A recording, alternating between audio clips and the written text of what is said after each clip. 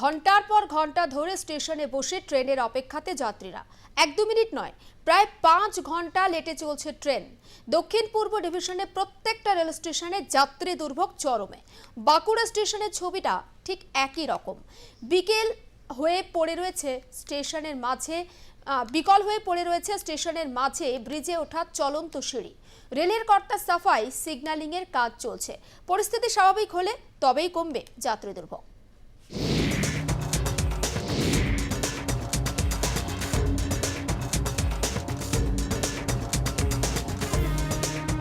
আমরা ইতিমধ্যেই বাঁকুড়া শহরের বাঁকুড়া স্টেশনে পৌঁছে গেছি এবং সাধারণ মানুষের কথা তুলে ধরতেই মূলত আমাদের আজকে আসা।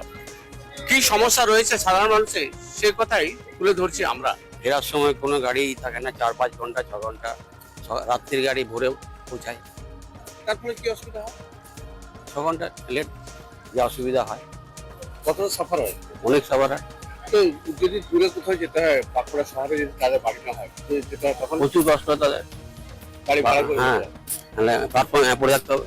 সব লেটে চলছে, মানুষের সমস্যা হচ্ছে, টাইমে সময় মানুষ পৌঁছাতে পারছে না। মানুষের বিভিন্ন পারপাসে তো যায়, জায়গায় অফিস, কেউ কোথাও এমার্জেন্সি যাওয়ার। এই লেট দেরি হওয়ার ফলে কতটা অসুবিধা? ভালোই অসুবিধা হচ্ছে।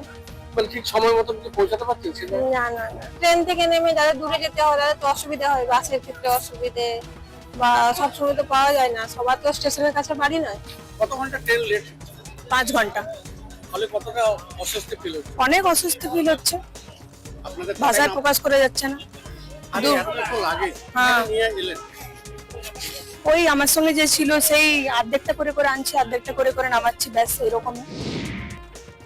বাঁকুড়া স্টেশনে আসা যাত্রীদের মূল সমস্যা এক্সেলেটার তৈরি হয়ে পড়ে থেকেও চালু না হওয়াতে। কারণ আপনি দেখতে পাচ্ছেন যে এক্সেলেটার রয়েছে কিন্তু এখনো পর্যন্ত চালু হয়নি।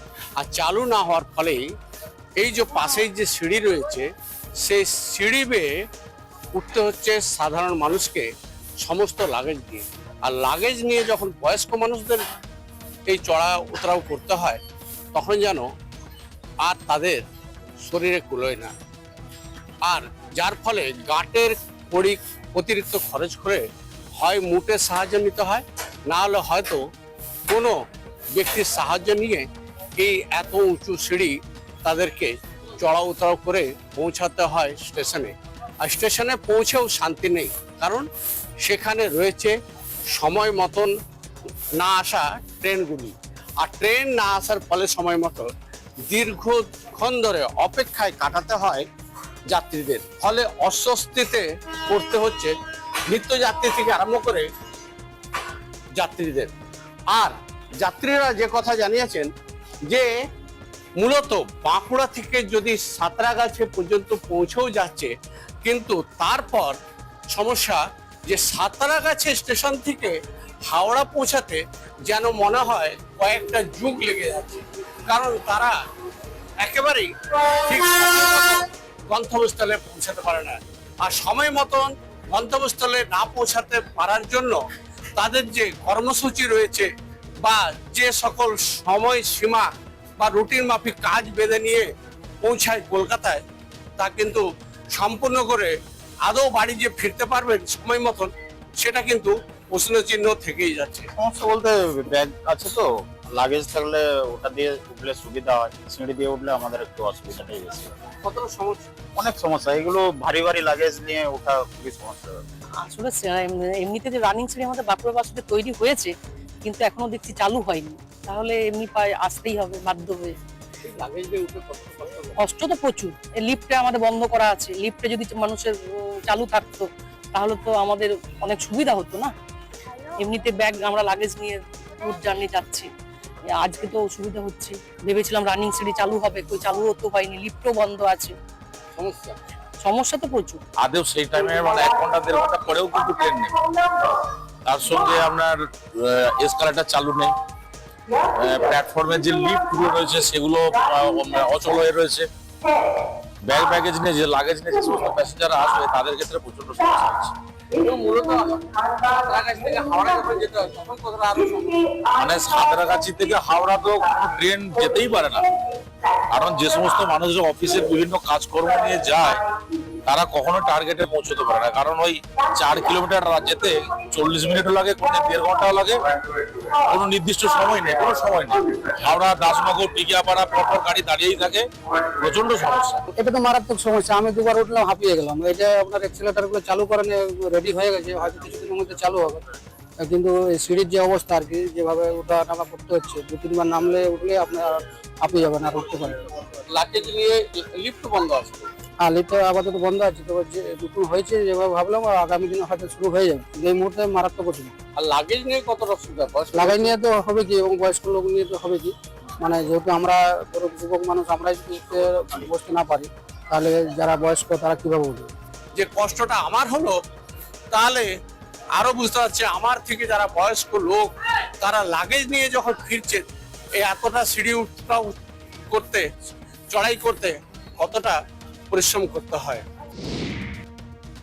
সারি সারি দিয়ে দাঁড়িয়ে রয়েছে মানে সাধারণ মানুষের জন্য পরিষেবা দিতে গাড়িগুলিতে দীর্ঘক্ষণ দাঁড়িয়ে থাকার ফলে গাড়িতে ধুলোর পরত জমেছে।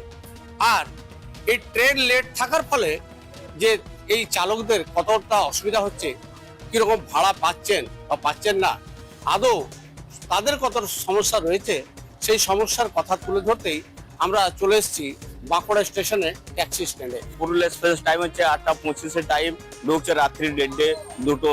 আমাদের ড্রাইভার তো তত রাত্রি পর্যন্ত থাকা তো কোনো সম্ভব নেই। হ্যাঁ, আমরা কোনো ভাড়াই পাচ্ছি না। রাত্রি বোম্বে মেল 2:50-এর টাইম, ঢুকছে 7টার সময়, তো সকাল 7টায়। 8টা 5 ঘন্টা 8 ঘন্টা লেট হচ্ছে, তখন গাড়ির যোগাযোগ হচ্ছে, আমরা কোনো ভাড়াই পাচ্ছি না। 5 দিন পর আমরা বইনি করতে পারছি, রাতেও ভাড়া পাচ্ছেন না, আবার দিনেও পাচ্ছি না। মানে সমস্যার শেষ নেই। না, কারণ একটাই, ট্রেন লেটের জন্য। সকাল সকাল ট্রেন গুলো এলে আমাদের দুটো পয়সা পাওয়া যায়, আমাদের পরিবার ভালো চালাতে পারে। আর রাত্রে যখন আসছে সেই ট্রেনগুলো মাঝরাতে আসছে, তখন তো আপনারা কি করছেন? তখনকার তো প্যাসেঞ্জার গুলো স্টেশন থেকে বেরোতে পারছে না ভয়ে, তারা যাবে কি করে? তারা বাইরে বেরোবে কি? বাইরে বেরোলে তবে তো আমরা ভাড়া পাবো, তবে তো আমাদের পরিবার চালাতে পারবো।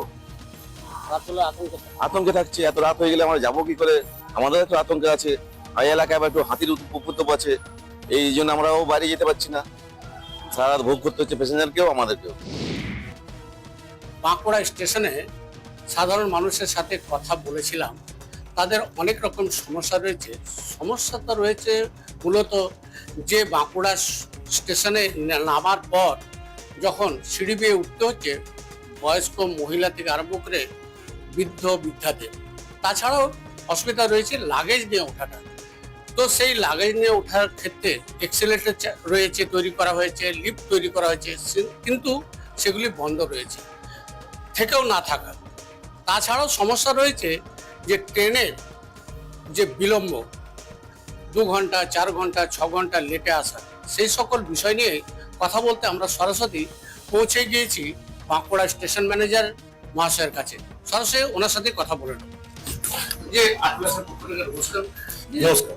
যে বিভিন্ন ধরনের সমস্যা রয়েছে, এক্সেলেটরের সমস্যা, লিফটের সমস্যা, সেগুলি বন্ধ রয়েছে, এবং তাছাড়াও ট্রেন অনেক লেটে চলছে। আমাদের এসকেলেটর অলরেডি আমাদের কাজ চলছে।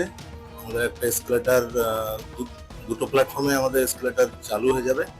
আর লিফটের ব্যাপার যেটা হচ্ছে, লিফট আমাদের যে ফুটওভার ব্রিজের লিফট ছিল সেটি আন্ডার কনস্ট্রাকশন, এখন ওটা আবার নতুন করে কনস্ট্রাকশনের জন্য হচ্ছে, তার জন্য ওটা এখন আপাতত বন্ধ রাখা হয়েছে। এটা প্যাসেঞ্জারদের একটু অসুবিধা হচ্ছে, কিন্তু একটা নতুন জিনিস তৈরি হবে, তার জন্য প্যাসেঞ্জারদের অসুবিধা তৈরি হচ্ছে। আর আপনার ট্রেনের যে বিলম্ব, সেটা ধরুন বাঁকুড়ার থেকে আমাদের ট্রেনে সেরকম বিলম্ব হয় না, কিন্তু আমাদের সাঁতরাগাছিতে কাজ হচ্ছিল, তার জন্য আমাদের কিছু কিছু ট্রেন লেট হয়েছে। সাঁতরাগাছিতে লাইনের কাজের জন্য প্রধানত বিলম্বটা হয়েছে।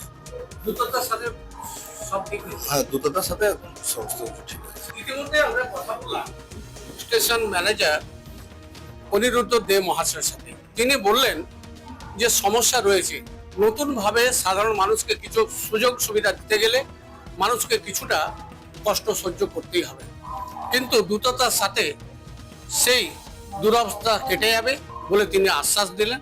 এবং তাছাড়াও সাঁতরাগাছি স্টেশনে কাজ চলার জন্য, যার ফলে ট্রেনগুলি ইতিমধ্যে বিলম্ব চলছে বা দেরিতে চলছে, এবং আস্তে আস্তে অতি শীঘ্রই সাধারণ মানুষের যে সমস্যা সেটা কাটিয়ে উঠতে পারবেন বলেই জানালেন অনিরুদ্ধবাবু। এখন দেখার বিষয় কত তাড়াতাড়ি বা কত দ্রুততার সাথে মানুষ নিরাপত্তা পায়, সেদিকে লক্ষ্য থাকবে আমাদেরও। বাঁকুড়া থেকে মিলন কর্মকার আর প্লাস নিউজ।